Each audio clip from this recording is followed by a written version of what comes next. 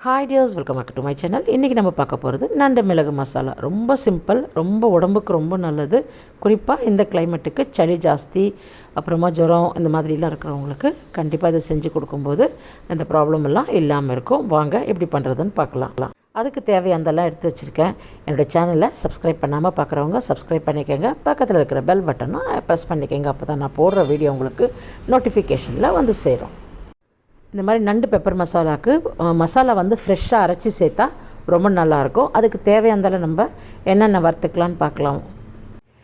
நான் வந்து வெறும் வானலியில் 2 டேபிள் ஸ்பூன் தனியா சேர்த்துக்கிறேன், 2 டேபிள் ஸ்பூன் மிளகு சேர்த்துக்கிறேன், 1 டேபிள் ஸ்பூன் சீரகம், 3/4 டேபிள் ஸ்பூன் சோம்பு சேர்த்துக்கிறேன்.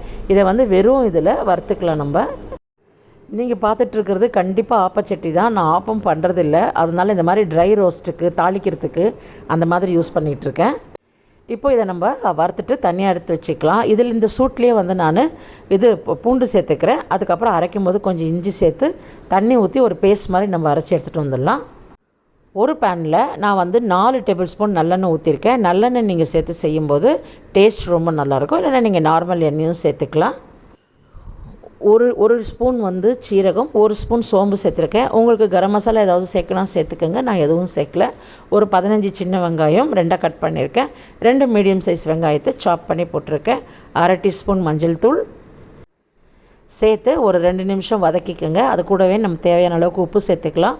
உப்பு வந்து கொஞ்சமாக சேர்த்துக்கோங்க. அதுக்கப்புறமா நம்ம லாஸ்ட்டில் செக் பண்ணிக்கலாம். இப்போ வந்து நான் ஒரு 3 மீடியம் சைஸு தக்காளியை சாப் பண்ணியிருக்கேன். அதை நம்ம இப்படியே சேர்த்துக்கலாம். சேர்த்துட்டு நல்லா வந்து எண்ணெய் பிரிகிற வரைக்கும் வதக்கிக்குவோம். வதக்கிக்கிட்டு நான் வந்து 1 டேபிள் ஸ்பூன் வந்து நார்மல் மிளகாத்தூள், குழம்பு மிளகாத்தூள் சேர்த்துக்கிறேன். இது சேர்த்துட்டு நல்லா வதக்கிக்குவோம். இது வதக்கிக்கிட்டு வந்து நான் கழுவி சுத்தம் பண்ணி வச்சுருக்கிற நண்டு இதில் சேர்த்துக்கலாம். எந்த சிக்கன், மட்டன் இல்லை இந்த மாதிரி எது செஞ்சாலுமே முதல்ல வந்து அதை சேர்த்து ஒரு 5 மினிட்ஸ் வதக்கிட்டு அதுக்கப்புறம் நம்ம மசாலா சேர்க்கும்போது டேஸ்ட் ரொம்ப நல்லா வரும். எல்லாம் உள்ளே சேர்ந்து ஊறி. இப்போ இதை 2 மினிட்ஸ் கழித்து நம்ம அரைச்சி வச்சுருக்கிற பேஸ்ட்டை இதில் சேர்த்துக்கலாம். தண்ணியை வந்து உங்களுக்கு எவ்வளோ தேவையோ குழம்பு அந்தளவுக்கு நீங்கள் அட்ஜஸ்ட் பண்ணிக்கோங்க. இது முடிஞ்ச அளவுக்கு நீங்கள் திக்காக செய்யும்போது ரொம்ப டேஸ்ட் ரொம்ப நல்லாயிருக்கும்.